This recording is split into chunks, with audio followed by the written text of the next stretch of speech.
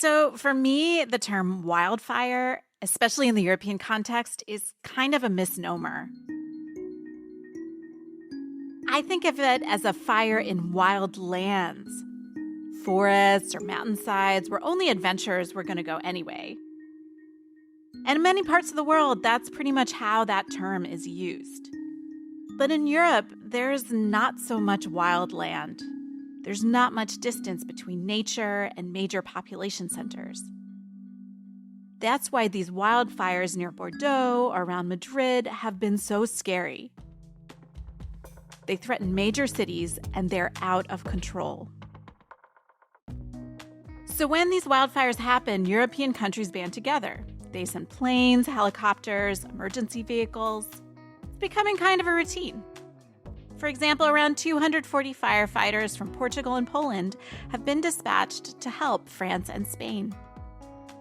But what Europe doesn't seem to be getting much better at is keeping these fires from burning so wildly. Managing forests, clearing combustible vegetation, and maintaining abandoned land. And while droughts and heat waves are certainly fueling these flames, Brussels is weakening or delaying policies meant to stop the climate crisis from getting worse. So why are we in this situation where Europe can organize an efficient common response to a fire, but it doesn't seem to be able to muster the same level of common action before it starts? What would serious prevention actually look like? And who bears the growing cost when it all burns? I'm Sarah Wheaton, host of the Brussels Playbook Weekender. To help me break it all down, I'm joined by three of my Politico colleagues: senior climate reporter Zia Weise, sustainability reporter Marianne Gros, and Agnes Rønberg from our agriculture team. Okay, so before we get into the policies, I mean, look, wildfires have been something that we talk about pretty much every summer now. Is there anything that actually stands out as different to you about each of these? Marianne, starting with you. I found it quite surprising that there were a number of fires happening further up north. I mean, obviously the ones in southwest France and in Spain have gotten a lot of media attention, but there was also a big fire in a forest near Paris.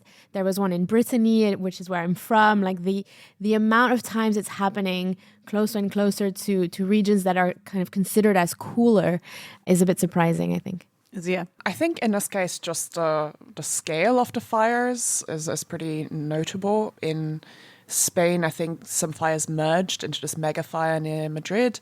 And then, the one near Bordeaux in France is just obviously enormous. Yes, it's notable that both are quite close to major centers of the population, Madrid and Bordeaux, respectively, which also increases the danger of these fires. Yeah. And Agnes, making your Politico podcast debut, what stood out to you? I mean, the scale of these fires have been enormous. You know, coming from a Nordic country, you can feel a bit distant to some of these things. But I mean, if you just put yourself in these people's shoes and reading about some of these stories of people who had to leave their home, and they can read in the news that 200 houses have burned down and they don't know which one is theirs. That's must be so horrible for these people. Okay, so we have the compassionate Dane speaking there. But let's get into some of the policy implications. So Zia, you talked about the scale. Agnes talks about the people losing their homes, hundreds of thousands of people evacuated in France and Spain. But there's one detail that you phrased in this kind of horrifying way in an editorial meeting, that the French fire is powerful enough to create its own weather. What does that even mean? Yeah, that's right.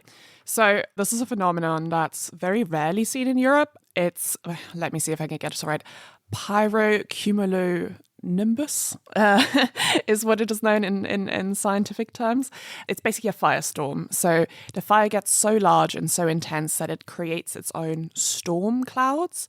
And those storm clouds then, there's wind that further fans on the flames and potentially lightning that sparks further fires.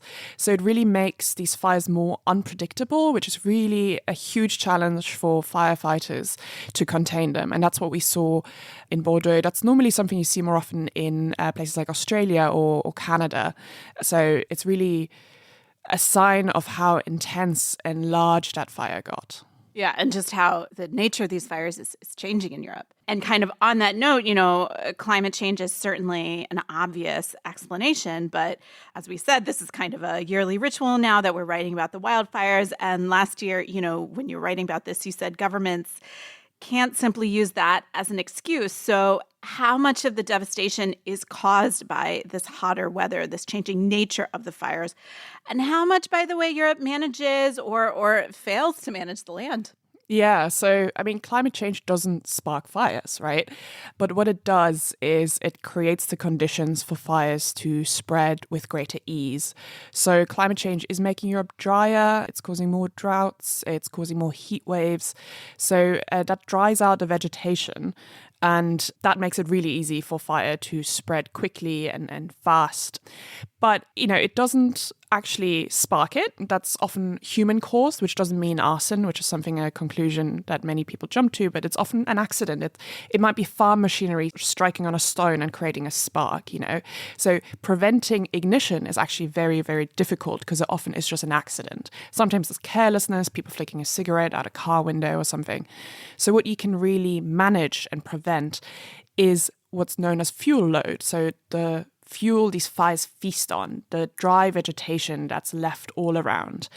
And that's something we can influence and manage. It means taking better care of our forests and taking better care of the spaces where vegetation meets our cities. So, creating fire breaks around where humans live so that the fire doesn't jump from a burning forest directly to a village, for example. It means, yes, sometimes clear cutting certain parts of a forest so that there's a break in the middle so that not the entire forest starts burning, but, only part of it. And it means better rural management and ensuring that we don't let wild vegetation grow where we used to have managed land, because that's a real problem in Europe, land abandonment, and that we have fewer farmers taking care of the land and fewer shepherds that are letting the animals graze. Well, yeah, and actually that is a perfect segue to Agnes. So, there is a bit of a tension. On the one hand, as Zia mentioned, sometimes actually farm machinery can start the fires. We wrote about an instance where a fire in Spain, I believe last year, the Spanish government actually said, hey guys, don't do your farm work today because it's too hot and dry. And somebody ignored that order and started his tractor and started a fire. But at the same time, the EU is trying to say, hey, actually, this risk of fire and this rural abandonment justifies a lot of our agricultural policy. That's the interesting thing, right? It's both sometimes the actions of farmers, but also the lack of farmers can actually be a problem in these wildfires. What we're seeing is that agriculture has a huge problem with, it's not a lot of young people want to go into farming. They want to move into the big cities, right? So we have a lot of villages out in the rural areas where fewer and fewer people are living there. People are leaving their farms and their land. And, sometimes you can think maybe that's great for the nature, right? But if nobody's taking any decisions about what should be happening with that land, it just grows over. And it grows over with really dry grass and shrubs.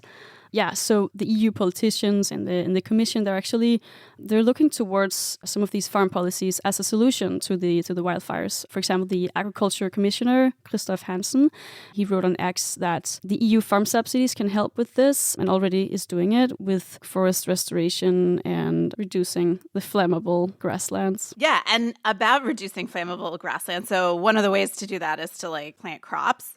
Another way to do that is to remove all of the just kind of random brush that is cropping up in these places where maybe there used to be farmland, maybe there just is nothing. And that's another kind of maybe unexpected way that we're looking at having a natural approach to fire control, somewhat natural. Yeah, and this is really interesting because we're really going back to something that's very ancient, right?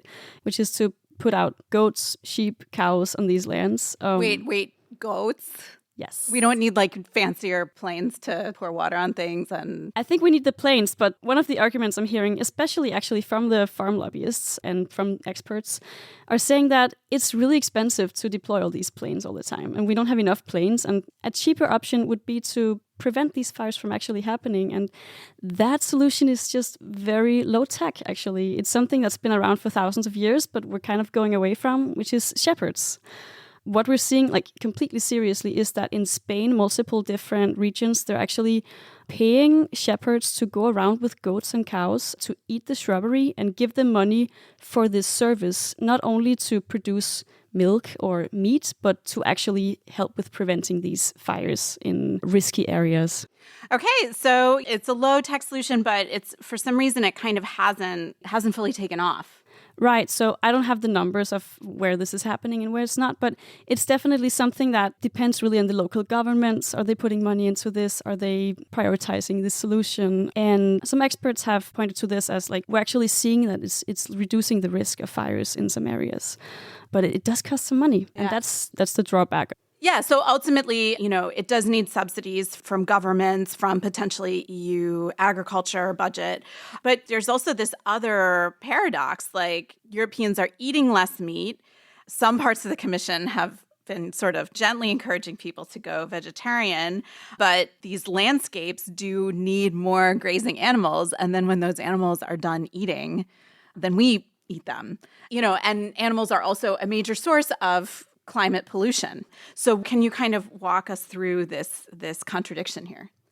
Yeah, this definitely looks like a paradox, right? We need these animals to reduce our climate risk, but we're also seeing them as maybe a problem with pollution, with climate change. But when you look at the numbers, it's actually not that much of a paradox, because the European Environmental Agency, they did the math and they looked at all the animals we have in Europe, and we can actually just use around 10% of all the farmed animals we got to manage these areas. So it's not really a paradox. It's more about what kind of agriculture we are having. And if you want to go into the supermarket, get some cheap meat, then it's probably not one of these cows out in the mountains that you're going to get. It's something from a barn where they're standing very close and using very cheap methods. So these are completely different types of agriculture. Okay, so that's prevention that we're talking about here. But looking at the EU response, the EU is now preparing to spend more on adapting to fires, floods, extreme heat. At the same time, it's been, weakening or delaying parts of the Green Deal. The EU commissioner responsible for crisis preparedness, Hajj El Habib, has warned this week that these fires show the danger of rolling back Europe's green agenda.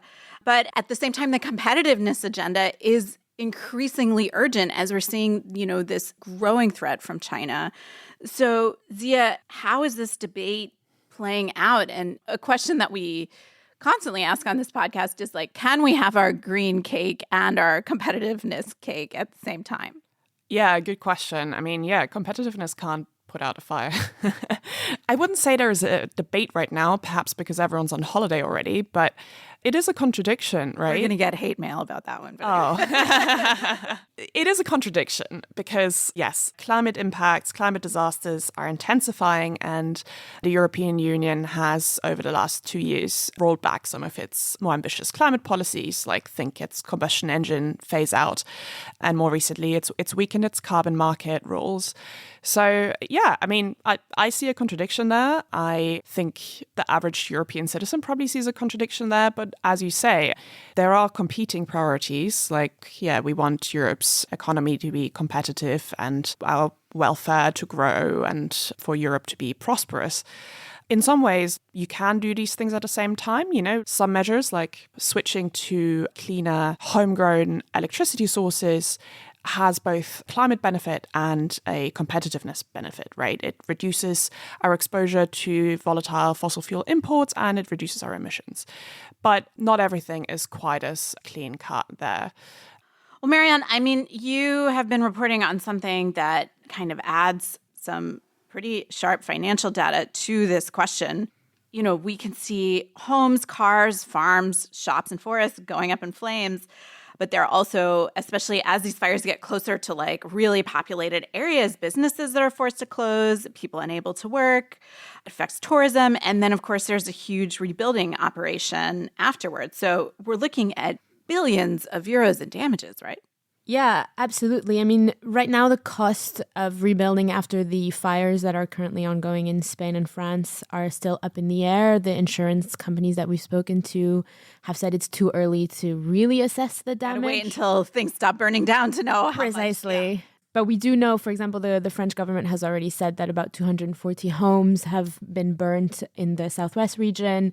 The Spanish insurer Mapfre said that they had received about 116 claims, I think it was, most of which were related to home insurance. So that gives you an idea of how many homes have been lost. But as you rightly point out, there are also big unemployment benefits that are going to be pushed out because a lot of companies have had to close down and put their staff on furlough because of the risk in the area. And the French Environment Ministry estimates that the cost of reforestation, so replanting the land that has been burnt, for everything that's been lost since January this year in France is already about €1 billion. Wow. And that's just for, one fire season. You're saying this is now happening pretty regularly. I should say as well that a lot of the land that's been burnt is actually timber plantation, and that is assets that have gone up in flames for a lot of companies as well. And so who pays for these losses? I guess there's insurers and governments. Let's start with the insurers. You've been speaking to insurers and reinsurers, basically companies that insure the insurers. What are they telling you? So they say that right now, wildfires don't actually represent a massive proportion of what they call insured losses, so everything that they have to pay for, because typically fires don't affect that many homes if you compare it to a flood or a hurricane, for example. However, what they say is that the risk of wildfires is the fastest growing risk for them year on year, in Europe especially. So it's definitely a concern. Then there are different types of insurance schemes that are adopted across the EU. So with wildfires in France, for example, that's still covered by sort of standard home insurance. So these companies will reimburse people and help them rebuild their homes. And they've also said that they will pay for relocation whilst they can't come back to where they live, which I think is quite a standard contract, basically home insurance contract or service that the insurance provides. But then if you think of climate and extreme weather events more broadly, there are public-private partnerships in France, in Spain as well, where basically the risk is shared between the government and the private insurance firms.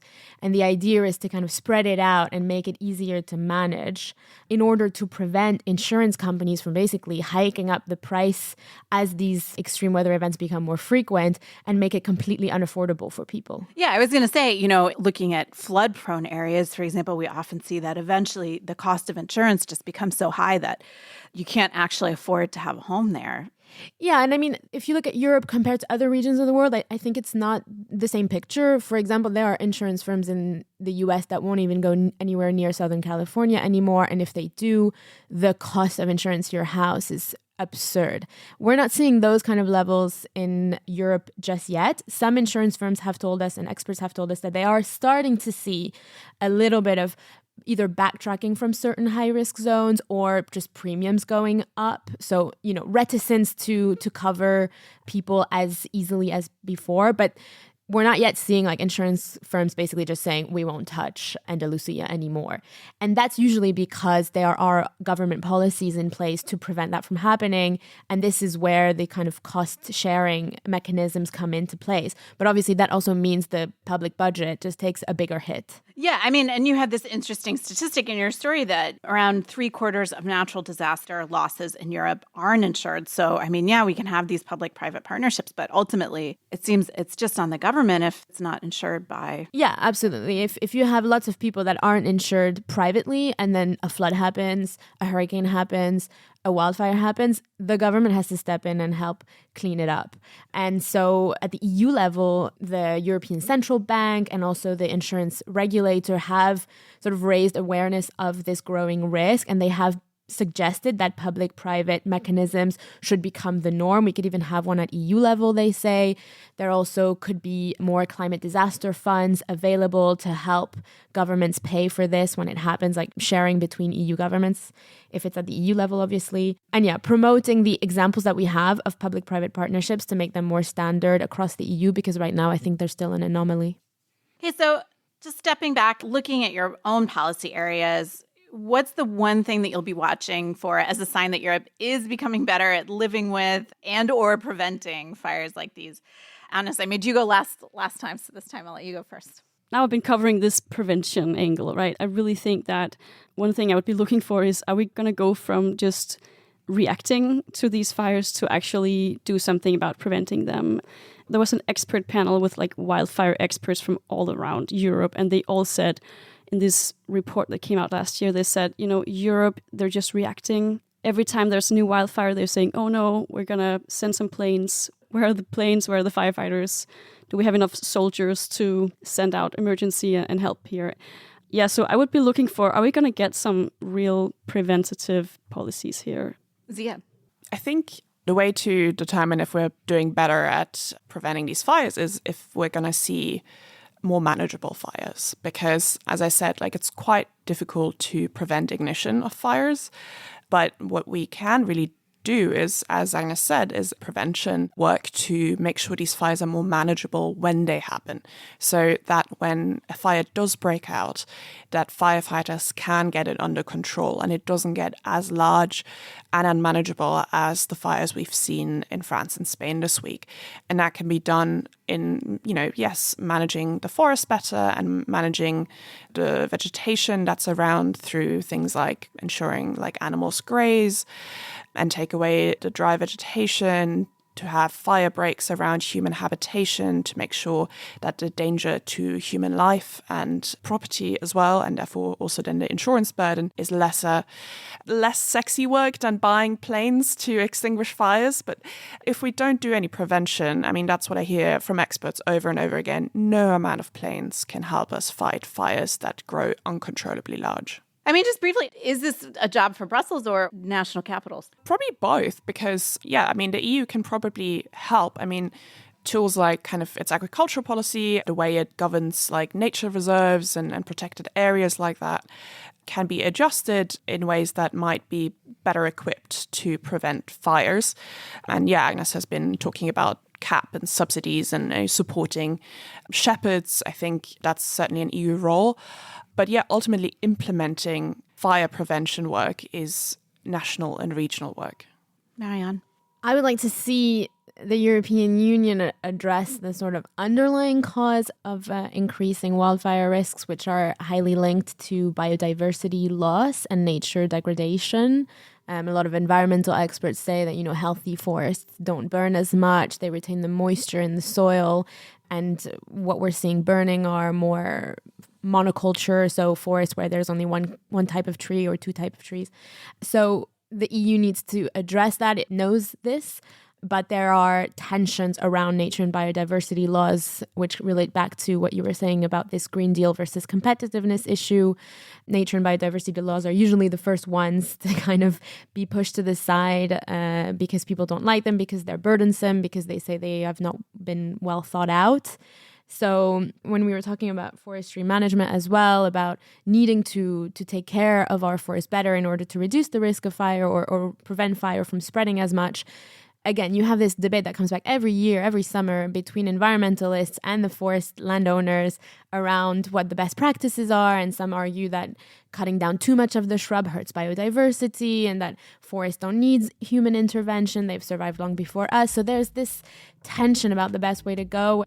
I think we'll see more of that come up, the arguments between climate adaptation and mitigation measures, which would promote more biodiversity. All right, so it's gonna keep being a hot debate. Sorry, I have to end on a very cheesy line. But Marianne, Zia, Agnes, thank you so much for being here. Thank you for having us. Thank you so much for having me. That wasn't exactly light summer fodder. So before we go, let's end with something a little more fun and hopefully useful. As you may have heard, we're preparing a special summer books episode, and we'd love to hear what you think our listeners should be reading over the break. It could be a book that helps explain the politics of your country, something that changed the way you see Europe, or just the best thing you've read recently. Anything goes. You can send us an audio message on WhatsApp at +32 491 050629. You'll find the link and the number in the show notes, or email us at podcast@politico.eu. If you haven't already, please subscribe to the Brussels Playbook podcast. That's the feed where you'll find The Weekender, and leave us a rating or review. Thanks as always to our audio producer, Saga Ringmar, and supervising audio producer, Diana Sturis. I'm Sarah Wheaton. See you next week.